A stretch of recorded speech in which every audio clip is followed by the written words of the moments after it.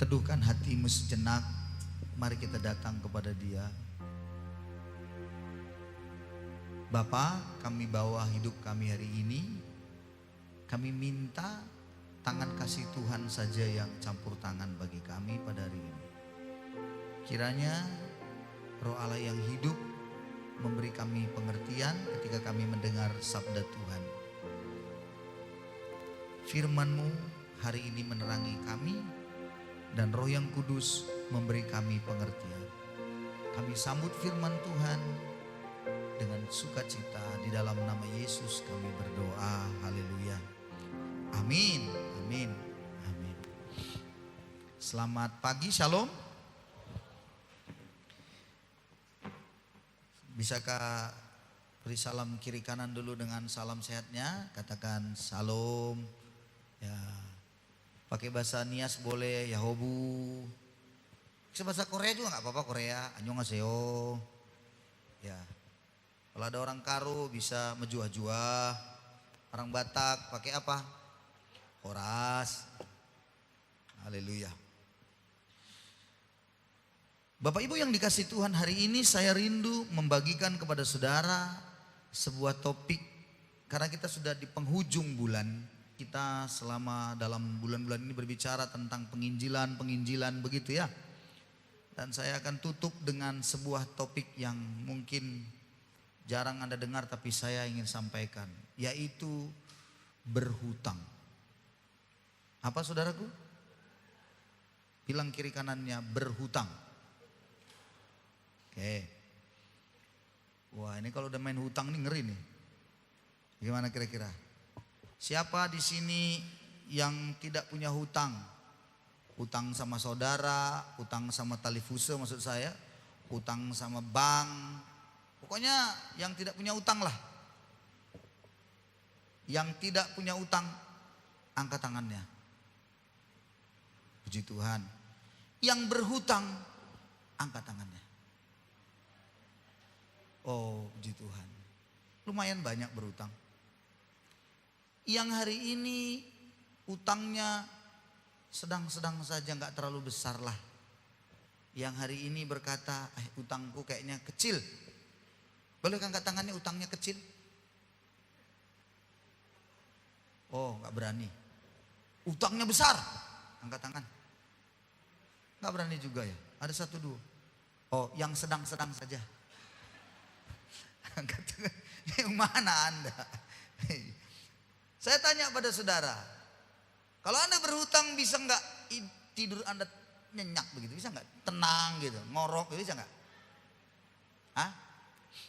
Halo? Anda punya utang, Anda tenang, tidurnya nyenyak, kira-kira begitu? Oh saudara-saudara, saya hari ini mau beritahu pada saudara, yang tidak punya utang, aku akan sampaikan firman ini, sesungguhnya engkau punya utang. Yang sudah punya utang, ku beritahu, ku tambahkan utangmu. Karena bicara tentang berhutang hari ini. Oh saudara-saudaraku, kita pasti tidak senang karena kita bilang, ini berhutang. Begitu ya. Tapi kita mau belajar, apa kata firman Tuhan tentang hutang ini. Hutang yang bagaimana dalam kehidupan. Saya jemput kita untuk melihat Roma pasal yang pertama. Mari kita lihat sama-sama ayat yang ke-14 sampai yang ke-17. Roma pasal yang pertama ayat 14 sampai yang ke-17. Sudah dapat semuanya? Ya, kita perhatikan 14 sampai 17. Saya akan baca ayat yang genap, saudara-saudara baca ayat yang ganjil. Lalu saya lagi dan 17 kita sama-sama ya. Ayat yang ke-14 Roma pasal 1. Aku berhutang baik kepada orang Yunani maupun kepada orang bukan Yunani. Baik kepada orang terpelajar maupun kepada orang yang tidak terpelajar. 15.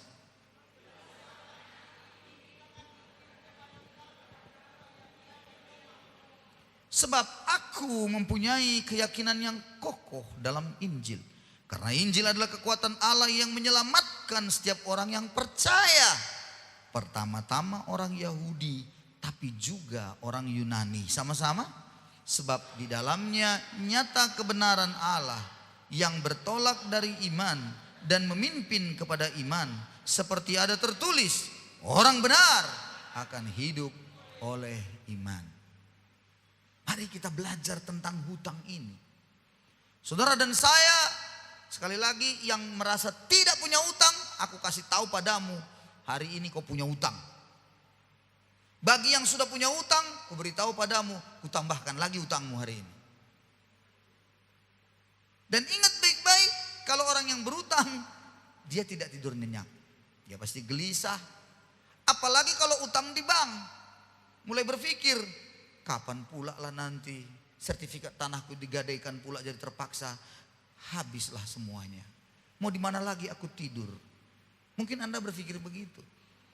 Tapi saya mau katakan kepada saudara, hutang yang hari ini engkau harus tahu, hutang karena Injil. Bukan hutang uang. Bukan utang yang kau anggap balas budi dengan manusia. Bukan. Tapi saya mau beritahu, hutang itu hutang karena pemberitaan Injil. Paulus berkata kepada jemaat di Roma, aku berhutang baik kepada orang Yunani maupun bukan Yunani. Paulus di dalam satu suratan kitab ini, dalam tulisannya dalam kitab Injil, dalam kitab Roma ini, dia berkata, aku berhutang kepada orang Yunani, artinya orang yang belum mengenal Kristus, belum mengenal Tuhan.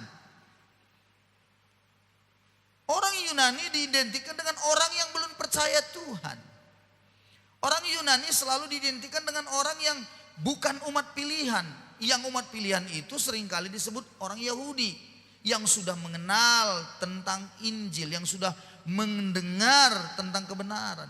Tapi Yunani dianggap belum. Kenapa dia berhutang? Dia bilang karena Injil itu. Itu sebabnya aku mau pergi mengunjungin kamu, memberitakan Injil kepada kamu di Roma. Dia berhutang karena pemberitaan Injil itu dia berhutang. Baik kepada orang terpelajar maupun tidak terpelajar, yang katanya orang-orang yang terpelajar itu orang-orang pandai atau orang-orang yang mungkin dari sisi sumber daya manusianya itu dalam pikiran itu rendah. Intelektualnya sangat rendah. Orang-orang yang biasa terpinggirkan, mungkin itu tidak terpelajar begitu. Ini menunjukkan kepada kita, dengar baik, bahwa Paulus dia tahu persis dalam hidupnya tidak bisa tidak dia harus memberitakan Injil karena itu utang. Ngerti nggak maksudnya? Kalau engkau berutang kau harus bayar. Kalau nggak bayar engkau akan ditagih terus.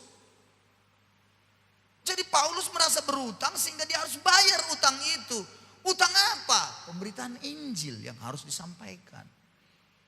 Dengarkan saya baik-baik hari ini. Anda adalah orang-orang yang berhutang. Jangan bilang tidak. Yang sudah memiliki Yesus, Anda berhutang. Makanya di dalam kitab 1 Korintus berkata, celakalah aku kalau aku tidak memberitakan Injil. Celaka aku katanya. Kita seringkali nggak begitu. Celaka aku. Ketika apa? Ketika Anda tidak mendapatkan sesuatu. Kalau Anda pedagang, Anda bilang, celakalah aku. Aduh, nggak ada untung hari ini. Kan begitu celaka. Celakalah aku. Kalau hari ini tidak bisa kudapat sesuatu. Tapi Paulus bilang tidak. Celakalah aku kalau aku tidak memberitakan Injil. Luar biasa saudara-saudara. Pada akhirnya Paulus berkata bahwa kenapa dia memberitakan Injil itu? Sebab katanya aku punya keyakinan yang kokoh dalam Injil. Karena Injil itu kekuatan Allah yang sanggup menyelamatkan orang yang percaya. Baik orang Yahudi maupun orang Yunani.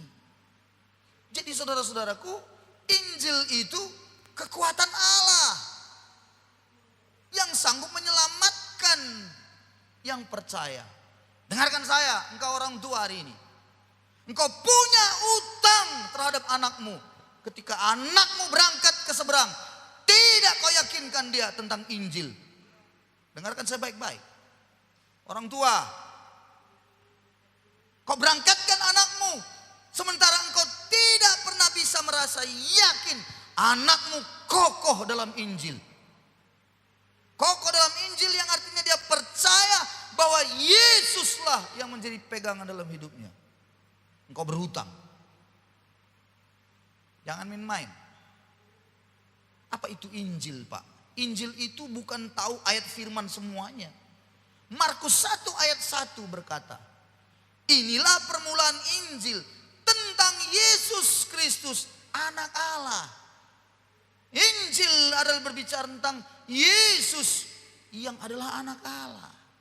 Dengarkan saya, ini semua yang sudah ikut kelas penginjilan pasti tahu ini. Bagi yang belum ini saya jelasin. Injil itu kekuatan harus kokoh di dalam. Jangan kau berangkatkan anakmu pergi tanpa kokoh akan Injil dalam dia. Kau pikir anakmu itu nanti kau kasih bayar, enak hidupnya juga di sana, kau tolongin dia, kau bayarkan uang kuliahnya, kau pikir itu sudah bagus. Dengar baik, kau berhutang betul-betul kalau kau tidak beritakan Injil pada anakmu. Berhutang betul-betul, jangan main-main. Nanti di sana terhilang dia. Sedangkan banyak orang yang sudah kokoh hari ini berangkat ke sana bisa goyang. Anda mengerti? Bisa dia jual imannya dengan begitu gampangnya. Apalagi kau tidak siapkan dia dengan sebuah Injil yang kokoh di dalam dirinya. Saudara-saudaraku, tidak gampang. Dengar kau anak-anak muda hari ini, kau punya utang terhadap mama bapakmu ketika mama bapakmu itu belum kokoh dalam Injil. Kau berutang. Jangan bilang tidak. Biarkan aja tuh orang tua bagaimana. Enggak, kau berutang. Karena itu kalau engkau berutang kau bisa seharusnya tidak tenang. Kau harusnya terganggu tidurmu karena masih ada utangmu. Utang itu utang pemberitaan Injil yang harus kau sampaikan. Dengarkan orang tua. Semua kita yang hari ini punya anak. Bagaimana pula engkau bisa menyampaikan Injil sementara kau sendiri pun tidak kokoh dalam Injil? Inilah bahayanya, disitulah bahayanya. Anda sendiri tidak kokoh dengan Injil dalam Injil itu. Lalu bagaimana kau bisa menyampaikan kepada anakmu tentang Injil itu? Seringkali yang saya temukan ketika misalnya anaknya mau pergi, yang disampaikan selalu apa? Petuah-petuah saja. Ingat nak, jangan kau begini, ingat nak. Dengar apa kata orang tuamu ya nak, hormati mama bapakmu ini. Begini anakku, kalau di sana kau bagian hati-hati kau begini. Tidak Injil yang dimasukkan. Tapi selalu apa? Motivasi-motivasi. Makanya saya bilang motivasi-motivasi itu tidak menyelamatkan. Yang menyelamatkan itu Injil. Dengar baik. Sekarang Injil yang dimaksud itu bagaimana Pak? Beritanya bagaimana? Saya bukan seorang pengkhotbah. Saya bukan seorang pendeta yang memberitakan Injil ke mana. Anak saya itu adalah pendeta, bukan saya. Salah. Anda berutang pada anak Anda. Jangan bilang yang sudah bekerja hari ini juga. Dengarkan saya baik-baik lagi. Kau bekerja PNS. Kau punya teman kiri kanan. Satu kantormu, satu ruangan. Aku kasih tahu padamu. Kau berhutang Injil pada mereka. Jangan tidur kau nyenyak sebelum kau yakin saudaramu itu di dalam Yesus. Jangan kau tidur nyenyak sebelum kau tahu bahwa dia memang diselamatkan di dalam Yesus. Jangan kau tidur nyenyak. Mungkin hari ini saya harus agak sedikit, ya mungkin katakanlah mungkin agak sedikit mencambuk kita ya. Tapi ini penting.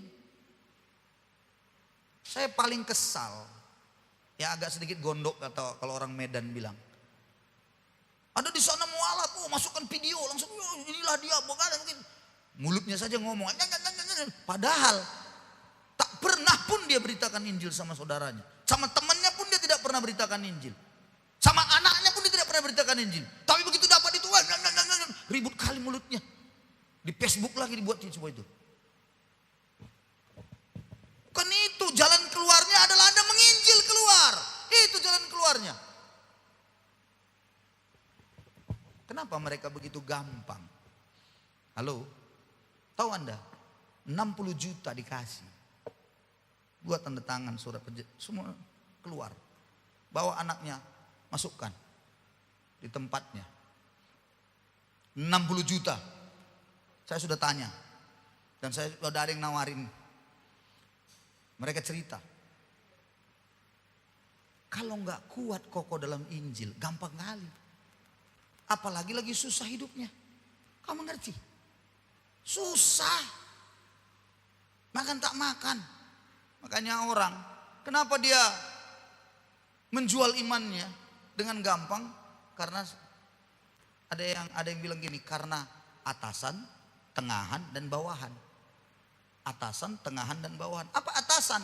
Atasan itu maksudnya karena jabatan. Mau di atas posisi. Di bangsa ini banyaknya seperti itu saya temukan. Supaya dapat posisi, ganti KTP-mu. Tukar artis supaya kau terkenal, ganti.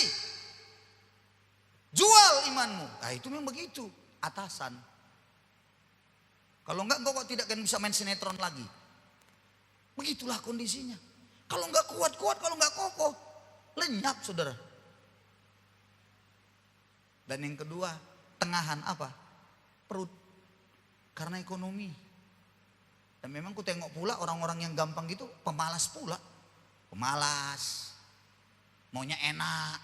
Tawarin 60 juta. Selesai. Nggak tahu kita nanti minggu depan 2 minggu pindah lagi dia, balik lagi dia. Suka-sukanya nenek moyangnya aja. Dan yang ketiga, bawahan. Apa bawahan? Itu karena apa? Pernikahan. Jodoh. Tadi pagi saya sudah agak nyentil kuat itu masalah adat istiadat. Tinggi kali adat istiadatnya. Kita tuh kalau mau menikah aja ratusan juta. Mereka hanya 2 ekor ayam dengan timun dan bulu goberio. Sah. Bayangkan saudara-saudara. Makanya aku kasih tahu padamu semua yang hari ini punya anak. Perempuan ya, anak perempuan. Enggak usah kau bikin kayaknya tinggi sekali. Jujuran itu, adat-adat itu. Apalagi orang Batak. Orang Batak itu ngeri loh. Kalau dibilang tak bertuhan kau, ketawa dia. Tapi begitu dibilang tak beradat kau, wah ngamuk itu. Bahasa Bataknya, dang maradat tuh. Langsung, apa kau bilang? Langsung marah dia. Tapi kalau nggak bertuhan kau, ketawa dia. Ada di antara kita yang mau menikah. Tadi pagi saya sudah sampaikan. Calonnya orang Batak. Lalu diminta berapa sama orang Batak, keluarganya di sana. Mereka bilang 150 juta jujurannya. Sinamot bahasa orang Bataknya. Dia beritahu saya, ngeri kali emangnya mau makan apa 150 juta. Ah gak betul itu. Adat Batak bisa disederhanakan. Bukan mesti harus semuanya mewah. Gak bisa disederhanakan. Tapi begitulah Pak diminta. Saya bilang 50 juta cukup itu. Mungkin dia bilang, kenapa Pak, bagaimana? Ya naikkan kalau bisa 70, selesai. Masalahnya nggak ada sama yang laki-laki. Kalau banyak uangnya, oke lah. Iya kan? Bisa dijual gigi palsu 3 emas, selesai. Ini nggak ada gigi palsunya pun yang asli semua, nggak ada emasnya. Yang ada di situ jigongnya semua, saudara-saudaraku. Apa mau dijual? Nggak ada apa-apanya. Nggak ada.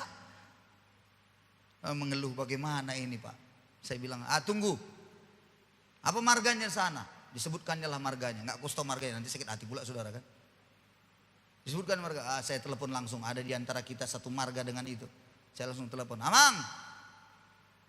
Tolong kamu maju. Gue bilang, tolonglah dulu. Apa itu Pak Pendeta? Ini ada ini dari antara kita menikah gini-gini. Berapa diminta? 150 juta. Harga ini katanya, banyak kali katanya. Baik itulah aku bilang. Atur dulu Pak. Bisa nyamang atur.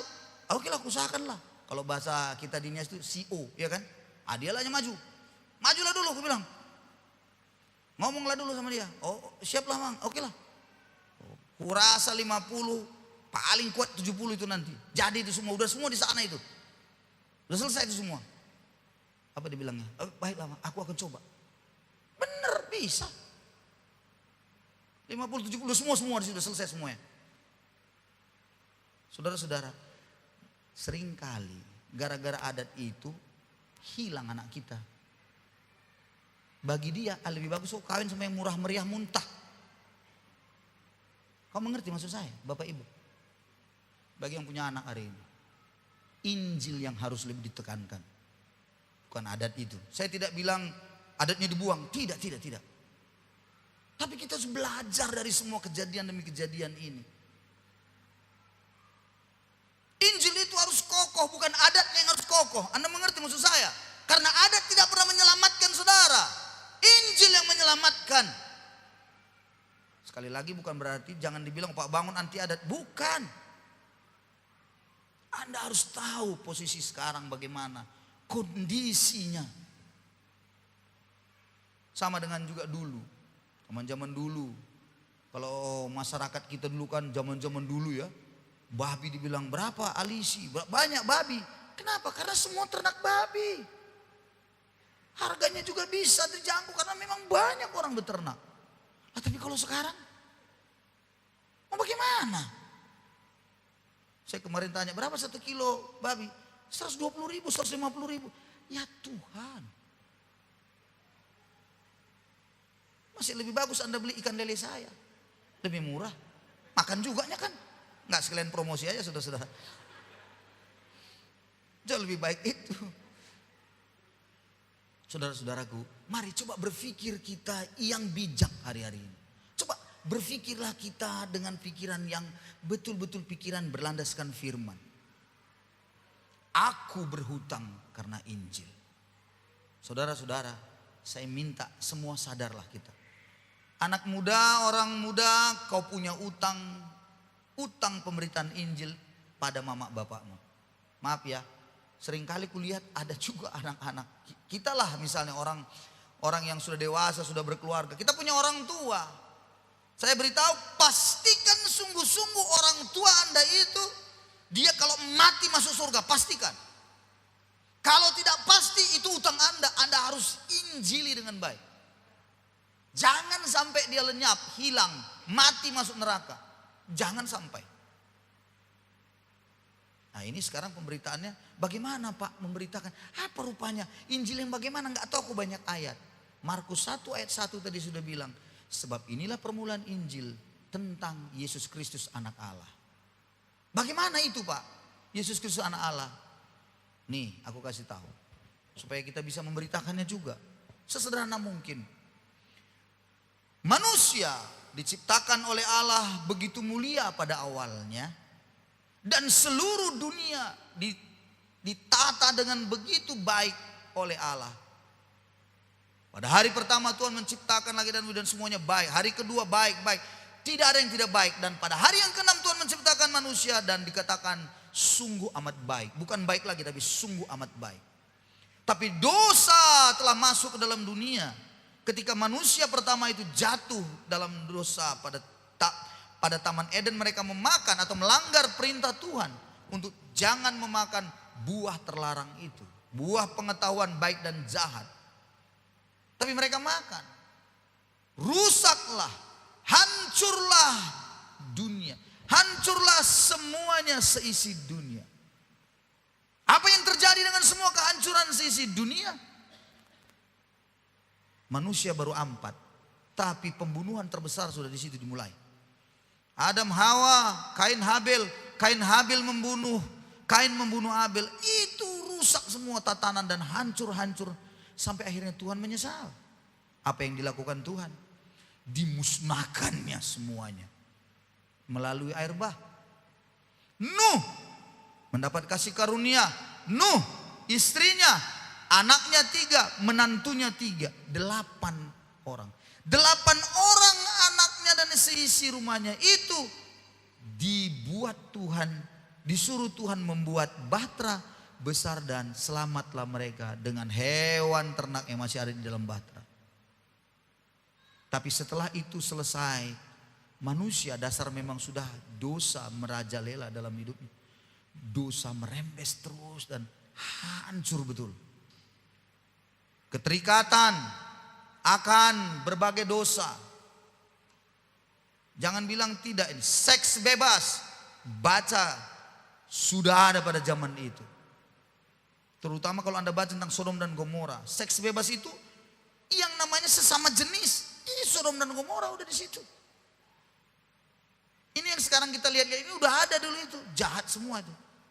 Terus terikat dengan kutuk-kutuk dari atas. Belum lagi kena kutuk dalam mata pencarian, susah, ekonomi, sakit penyakit. Manusia akhirnya tidak mampu. Bagaimana jalan keluarnya tidak bisa lagi. Diikat dan dibuat oleh iblis itu menjadi budaknya. Bagaimana bisa keluar? Maka Allah kita yang penuh kasih, dia rindu manusia itu kembali padanya. Dia rindu manusia itu diselamatkan. Tetapi Allah juga adil. Adil apa? Ya namanya dosa harus dihukum. Hukumannya harus ada, dosa harus dihukum. Dan yang selanjutnya, Allah kita itu kudus adanya. Kudus itu apa? Tidak bisa bersatu, nggak bisa dosa manusia dengan Allah, nggak bisa nyambung karena dosa itu. Bagaimana jalan keluar ini? Tiga-tiganya itu adalah memang kodratnya Allah seperti itu. Manusia sudah kacau ini, nggak bisa lagi.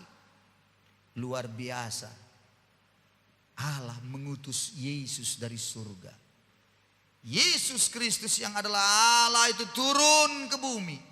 Begitu besar kasihnya pada kita. Supaya kita diselamatkan. Dia datang menjadi manusia.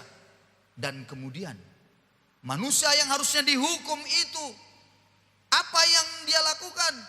Yesus menanggung hukuman itu. Dia bilang Allah kita itu adil. Manusia itu harus dihukum.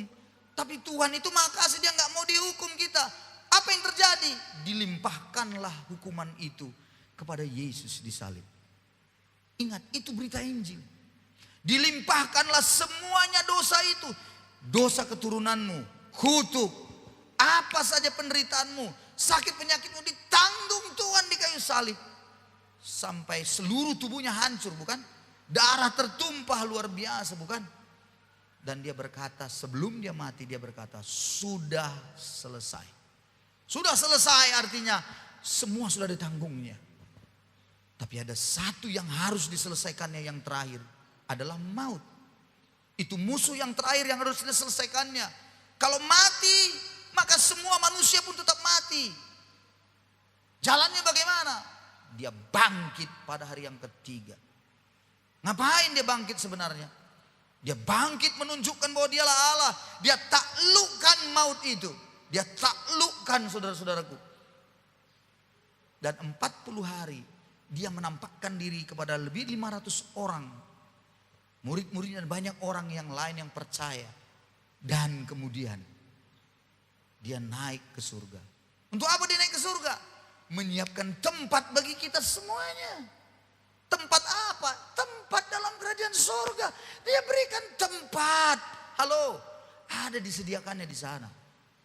Wish, luar biasa. Jadi kalau engkau mati, sudah ada tempat di sana. Makanya kematian tidak perlu ditakuti.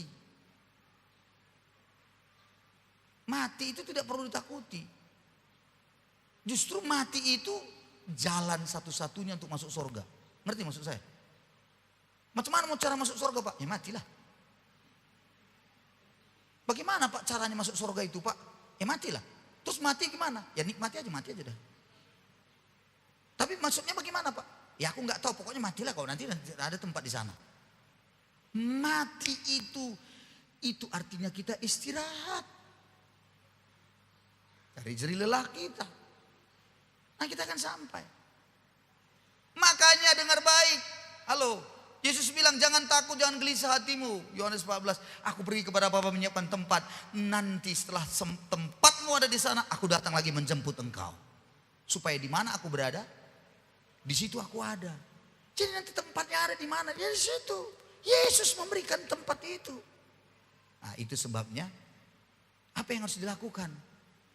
Percayalah kepada karya salib itu.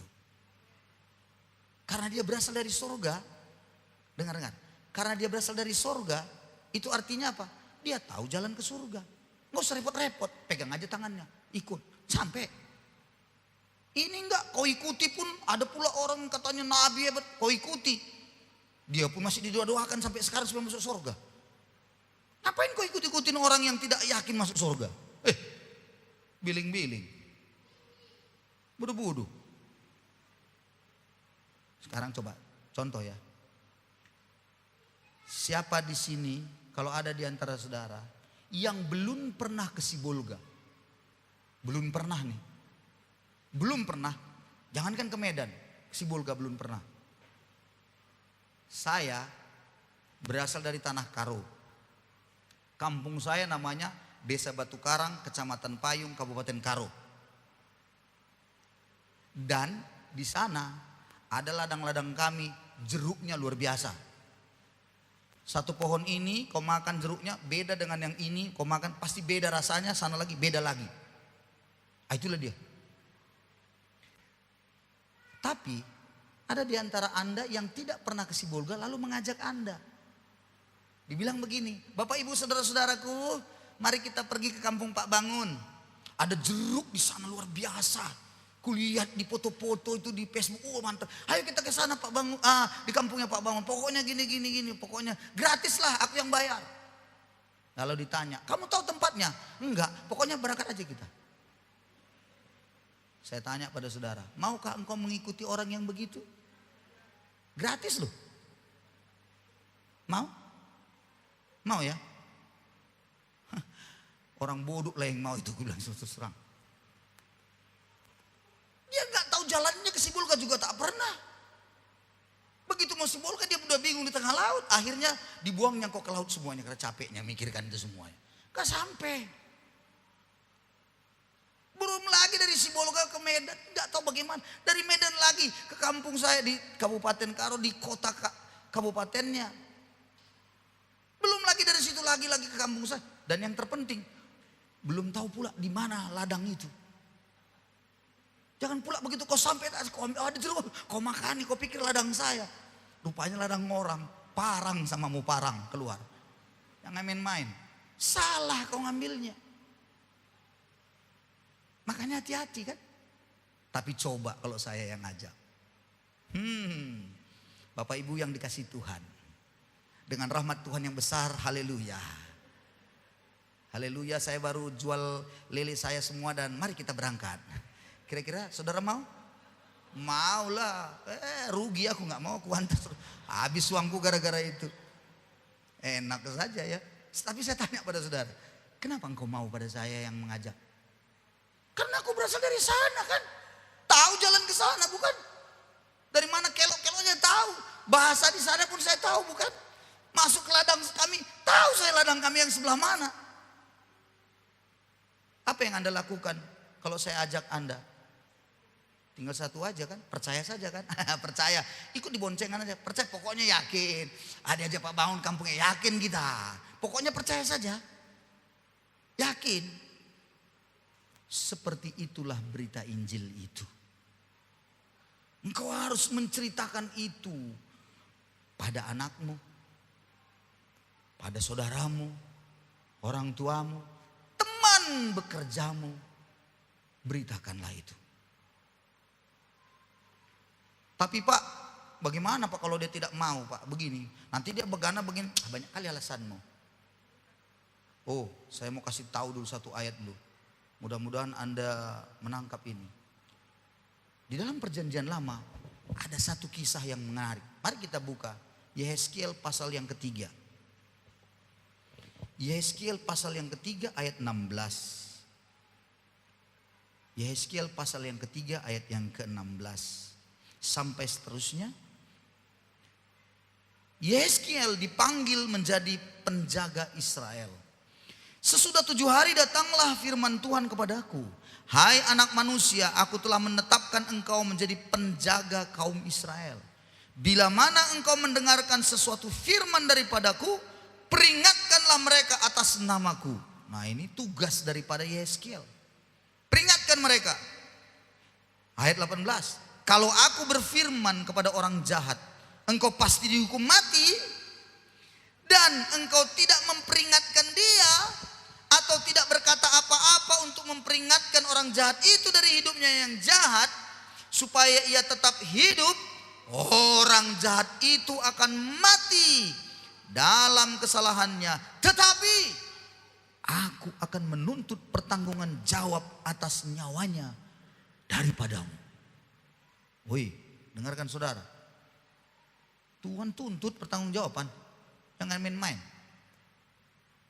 Saya kasih sebuah kisah hidup saya, dan mulai sejak saat itu saya mencoba semampu saya memberitakan kebenaran.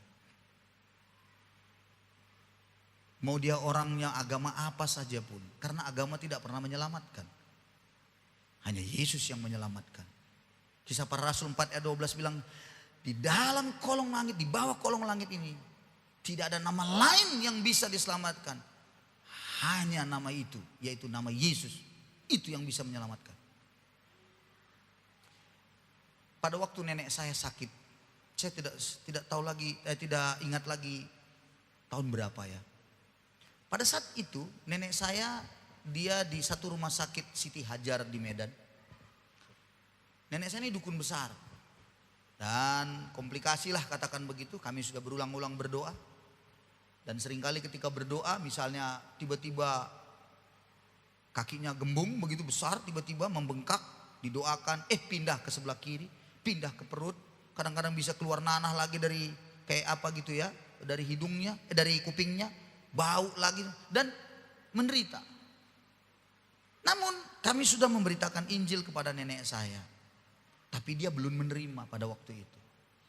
Di samping daripada ini satu kamar begitu, ada 3 orang di dalam, nenek saya paling ujung, dan begitu masuk dari pintu ada satu yang ditutup tirai biasa ya, kalau di rumah sakit begitu. Nah di situ ada seorang anak muda yang sudah kena narkoba.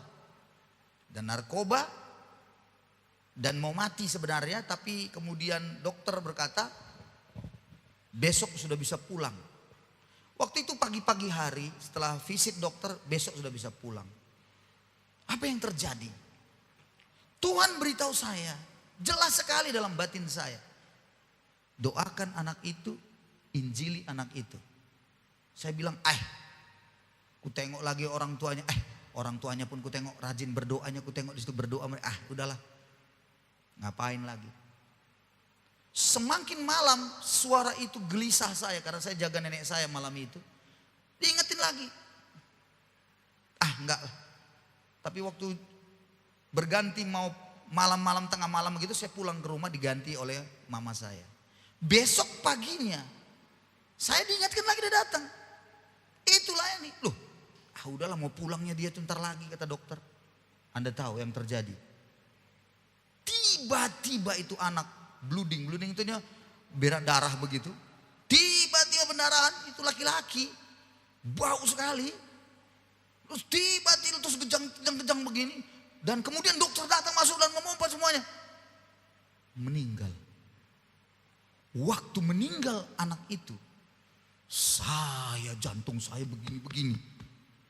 Dan tidak bisa 1-2 hari, lama sekali jantung. Sampai akhirnya saya sadar bahwa itu dosa saya. Saya diingatkan ayat ini. Kau tidak sampaikan kepadanya, ku minta pertanggungjawaban padamu. Waktu itu saya nangis berhari-hari minta ampun sama Tuhan. Waktu saat itu terjadi, saya melawan suara itu. Waktu dipanggil itu saya melawan. Itu yang disebut dipanggil untuk jadi penjaganya pada saat itu. Tapi saya lawan. Maka sejak saat itu, apapun ceritanya, kalau sudah saya rasa dalam hati saya, ini saya harus sampaikan. Enggak mau lagi pikir panjang. Makanya kadang-kadang istriku bilang, kenapa kok panggil orang, cepat kali kau. Malam-malam pun kau keluar kau. Kalau aku memanggilmu enggak datang-datang kau. Tapi kalau orang luar memanggilmu datang kau. Tapi kau ke rumah sakit lagi. Corona. Katanya. Saya justru bilang, hati-hati dengan diminta pertanggungjawaban lagi. Makanya saya nggak mau tahu lagi. Kecuali kalau dia sudah selamat ya. Kadang-kadang justru yang sudah selamat tuh kunjungin aku. Saya yakin masuk surga dia, biarin aja. Paling dia kalau mati kan masuk surga, dah selesai. Tapi saudara-saudara, kalau belum, itu aku akan kejar. Kalau ditelepon diapain, aku pasti kejar. Kenapa saudara? Pertanggungjawaban itu yang tadi dalam kitab Perjanjian Baru bilang utang. Ngerti enggak? Utang itu. Ayat yang selanjutnya 18 tadi ya. Sekarang kita lihat 19. Tetapi jikalau engkau memperingatkan orang jahat itu dan ia tidak berbalik dari kejahatannya dan dari hidupnya yang jahat, ia akan mati dalam kesalahannya, tapi engkau telah menyelamatkan nyawamu. Nah, berarti kalau kau sampaikan nggak mau didengarnya, udah selesai tugasmu. Ngapain pusing-pusing? Makanya udah disampaikan, nggak mau, sudah. Saya masih ingat lagi dulu waktu bapak saya bertobat. Bertobatnya itu susah betul ya. Kami ini memang gimana ya, kalau orang luar bilang baik-baik semua. Baik kata orang, tapi belum diselamatkan. Terutama bapak saya. Sekali waktu bapak saya sakit. Stroke ringan memang. Tapi sudah mulai bengkok nih mulutnya. Itu di rumah sakit Herna di Medan tuh. Lalu mama saya memanggil hamba Tuhan pendeta. Bapak saya ini orangnya idealisnya tinggi sekali. Dan memang harus dipanggil pendeta yang lebih tua dari dia. Kalau masih seperti saya emang nggak akan masuk dia kalinya. Banyak kali nanti lagu-lagunya. Tahu pertanyaannya pada saya begini, membuat saya geleng-geleng kepala. Kutanya dulu kau, katanya. Yesus itu mati untuk apa? Ya menebus dosa-dosa kita. Kalau Yesus tidak mati, ya nggak bisa tertebus lah Pak. Nah sekarang kutanyalah kau. Judas Iskariot, pengkhianat dia kan? Nah kan gara-gara Judas ini, makanya Yesus ditangkap lalu disalibkan. Berarti Judas Iskariot itu berjasa, biar kau tahu katanya. Gawat dah. Habislah sudah saudara-saudara. Bagaimana lagi menjelaskan itu saudara-saudaraku? Oh berjasa Pak. Ya iyalah. Kalau nggak diciumnya Yesus, kalau nggak tahu kan nggak mati Yesus. Berarti dosa kita kan tidak diampuni. Makanya berjasa Judas Iskariot itu. Aduh gawat. Siapa lah yang ngajari bapak gue ini pikirku. Bayangkan, itulah sangkin pakai akal logikanya dia. Nggak ada yang berani. Dan akhirnya mama saya memanggil seorang pendeta. Pendeta itu lebih tua dari dia. Dulu kerja di sebuah perusahaan di PTP juga. Sebelum dia jadi hamba Tuhan. Dan satu marga juga dengan bapak saya. Jadi nggak ada lagi cerita. Jadi manggil abang langsung. Datanglah dia. Lalu dipanggil, begini. Pendeta ini bilang, aku ini, nama aku gini, margaku ini, dulu aku pensiun dari sini, gini. Gini. Oh iya bang, baru iya bang. Ya kan, jelas dia. Lalu mulai ngomonglah Pak Pendeta ini. Jadi begini, kau itu begini. Ya. Gak masuk dia kalian.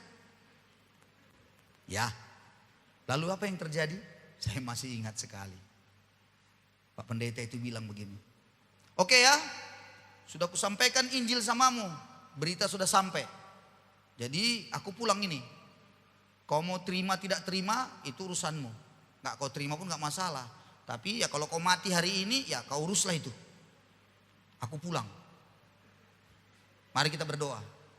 Pulang, selesai. Pulanglah Pak Pendeta itu. Malam-malam dia gelisah. Dia mulai gelisah, dia bilang sama mama saya. Mama Sianu, dipanggil kami selalu Mama Pius biasa karena paling besar kan. Tegar, bangun dulu katanya. Apa itu? Gak bisa aku tidur lah katanya. Kenapa kau gak bisa tidur kata mama saya. Kenapa abang itu dibilangnya kalau aku mati nanti aku begini. Ya memang begitu, kalau kau mati nanti kau urus lah. Kenapa bisa begitu ya bilangnya ya katanya. Gini. Lalu dia bilang, panggil lagi dia guys, panggil lagi dia. Kenapa dia bilang begitu? Panggil katanya. Panggil. Kau lah yang manggil. Bukan aku tadi, udah datang dia aku panggil. Kau gini. Enggak, panggil lagi dia. Maka besoknya dipanggil lagi dia, Pak Pendeta ini. Sore-sore datanglah Pak Pendeta ini lagi. Lalu dibilangnya sama bapak saya, kenapa kau suruh lagi istrimu manggil aku?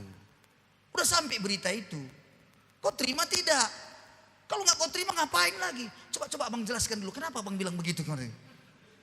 Mulai dijelaskan lagi begini-begini. Nah, kalau makanya mati kau, ya udah neraka. Nggak ada cerita. Ya tapi kan aku kan baik-baik. Aku nggak bikin susah orang begini-begini. Iya tapi dosamu masih ada kan? Masih banyak dosamu kan? Ya semua orang berdosanya bang. Iya memang berdosa. Makanya sudah selesaikan dosamu itu. Kau mau terima enggak? Lama dia merenung. Makanya kau bertobatlah. Terima Yesus hari ini. Bertobat kau. Maka kemudian, iyalah bang. Baru didoakan. Anehnya. Benar sekali. Setelah dia didoakan dia menerima Yesus. Apa dia bilang? Kok beda yang kurasakan sebelumnya ya dengan yang sudah kuterima Yesus. Mama saya bilang, itulah Tuhan. Mulai hari ini akan bekerja dalam dirimu. Maka sejak saat itu, bapak saya mulai ikut persekutuan, dibimbing sama Pak Pendeta ini. Tahan seringkali dimarah-marahi oleh Pak Pendeta ini, bapak saya. Dia bilangnya begini, kenapa kau ke gereja saja? Mana anakmu? Di rumah. Bertobat kau. Anakmu tak kau bawa. Kau aja ke gereja, berarti kau yang masuk surga, anakmu biar ke neraka. Enggak lah bang, kau bawa. Maka mulailah dibawa lagi anaknya. Saudara-saudara, pada akhirnya satu persatu pun kami pun diselamatkan Tuhan. Itu anugerah yang terbesar. Sehingga pada saat dia meninggal pun orang semuanya udah nangis luar biasa. Tapi saya beritahu pada Tuhan, terima kasih Tuhan. Suatu hari kelak aku akan jumpa lagi dalam kerajaan surga. Jadi saya tidak perlu gentar dengan kematian. Kenapa? Karena Injil adalah sebuah kepastian. Amin. Katakan kiri kanan Anda, Injil adalah sebuah kepastian. Injil bukan mudah-mudahan. Bukan mudah-mudahan, amin ya. Bilang lagi, Injil bukan insya Allah. Injil adalah iya dan amin. Makanya bilang kiri kanannya, itu sebabnya bayar utang-utangmu. Enggak ada yang berani, bayar utangmu itu. Berutang kamu, jangan bayar utang-utangmu itu. Yang ku bilang ini bukan utang materi, bukan utang uang ya. Bayar utangmu. Ya, kadang-kadang jadi kalau keluar dari pintu, ingat tanya, udah lunas utangmu, Bah? Tanya kira-kira, udah lunas utangmu? Belum, lunasi. Jangan kau tidur nyenyak sebelum lunas utang-utangmu. Maka hari ini saya tutup kebenaran ini. Sebuah kerinduan saya juga sebagai seorang gembala tempat ini. Mari kita tuntaskan utang-utang kita semuanya sebelum maut menjemput kita. Amin saudara-saudaraku. Tuntaskan utang-utang Anda. Tuntaskan. Saya pikir bilang dulu kiri kanan, bilang tuntaskan utang-utangmu. Tuntaskan. Jangan-jangan Anda belum menerima Injil. Jangan-jangan Anda belum memiliki sebuah keyakinan yang kokoh dalam Injil. Ini saatnya, hari ini saya tantang engkau untuk percaya sungguh-sungguh pada Yesus. Dia adalah Tuhan yang menjadi manusia, yang menyerahkan nyawanya menjadi tebusan bagi setiap kita. Mari kita beri tepuk tangan pada Yesus kita. Haleluya. Haleluya Tuhan. Terima kasih Bapa, kami bersyukur.